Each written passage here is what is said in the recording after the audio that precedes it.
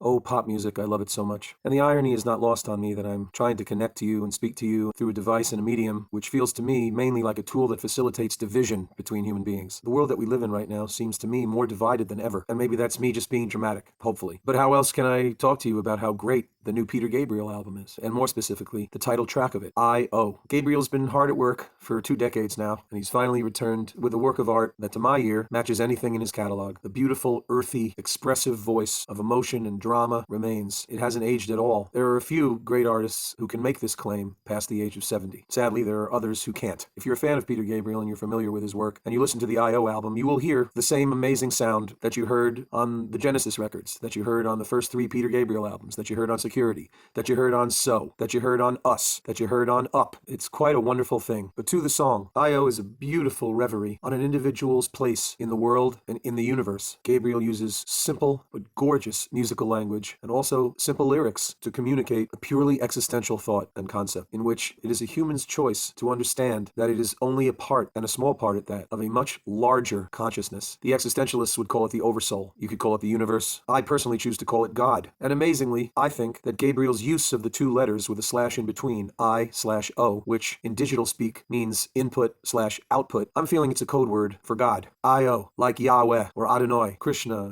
Vishnu, Jesus, Allah, whatever you want to call it. It feels to me as if it's Peter Gabriel's inspired shorthand for the Almighty. I-O, I-O. Sounds to me as if he's calling out to the Maker. I mean, that's what I do. I've never used I.O. to do it, but there is something liberating and transcending in offering that up from oneself into the universe. There's a peace and a calm and some kind of revelation feeling. And it comes over me when I listen to this beautiful song, in which Peter walks his dog and whistles with the bird and realizes that he's just a conduit for things that are coming into him and things that are going out of him. That he is in a constant state of input and output, which, again, sounds to me like God. Now, there are many people, I think, that aren't really feeling God or don't believe in God. And that, too, is a choice. And it's a valid choice. And the questions always arise, well, if all this terrible stuff happens all the time, how could there be a God? And that's a pretty sound argument. It's down to the individual what you choose to or to not believe. I personally choose to believe in God because it gives me comfort, and I feel as if I didn't believe, or if I believed that there was nothing, I would feel an emptiness and an overall lack of meaning and purpose that I think would probably end up drowning me. Now, it doesn't have to be God, and we could choose to look at it in a more existential manner by calling it the oversoul or the universe. And maybe I don't know what I'm talking about, and Gabriel doesn't mean that at all. But to me as a listener, it resonates so deeply, especially musically, in the section of the song where, after a beautifully quiet and reflective verse, the drums announce a transcendental moment where the song breaks open as if he's left the house and he's out into the world, out into the air. And that's what we're here to do, or that's what we should be doing. I think we should all be getting out in the air and breathing as deeply as we can. And Peter Gabriel is doing that. He's taking his dog out and he's whistling with the bird and he's looking at the sky and he's breathing in the air and he's walking the grounds, the rocks, the trees, maybe there's a road, whatever it is. To quote Neil Peart, look in to the eye of the storm, look out for the force without form, look around at the sight and sound, look in, look out, look around. Now, Neil Peart, I'm not sure, believed in God, and given what his life was and what he went through, who could blame him? I mean, it's tough to reconcile God in many ways. It feels to me like the people who say they don't believe in God are aware of God and have an issue, as you could see in a song like The Larger Bowl by Rush, in which Neil takes aim and hits it pretty squarely. Such a lot of pain on the earth. Somehow it's so badly arranged. Who is he talking to there? To me, and maybe it's because I personalize it that way and I do filter everything through the prism of a God sense and a belief in God, it feels to me like Neil is saying, hey God, it's so badly arranged. Why is there so much pain? To which I would say, I'm not sure how involved God is in the day-to-day of humanity. Maybe God just set it all in motion, rolled the dice, and then set off for other uncharted territory or other as yet to be created places. God is in a constant state of creation and I guess destruction, hence the yin-yang of existence. Okay, I don't know. But I do know that when Peter Gabriel sings, I-O, I-O, I'm feeling God. And it's a beautiful moment. We think we live apart because we've got 2 legs, a brain, and a heart, but we all belong to everything. And it's within that the revelation of existence occurs for me. And also, I'm going to say it, further clarification and validation that there is a supreme being. And the supreme being is available, like John Lennon said, to plug into. It's an available powerhouse. But by plugging into the oversoul, to the powerhouse, to the universe, to the I-O, input, output, stuff coming out, stuff going in, I'm just a part of everything. This is Peter Gabriel expressing existential truth of human existence, but not only human existence, of all existence, at a beautifully elemental level. And that's another key word here. Gabriel seems to be saying, saying that experiencing your life at the most elemental of levels is the way to enjoy life to its fullest, no matter how simple the moment may be. That's the key. Something so simple as walking your dog outside and breathing in the air, looking in and looking out and looking around. That's a way to plug in. And if you're plugging in, stuff is coming out and stuff is going in. And if that's happening and you're realizing that you are just a part of everything, and there's that word, everything equals oversoul, equals universe, equals I-O, equals God. That's a way to live in the moment and get the most out of the moment. And if you're getting the most out of the moment, no matter what the moment is, that's a better shot at some kind of soul satisfaction. Imagine that. No illusions, no fixes. I'm preaching.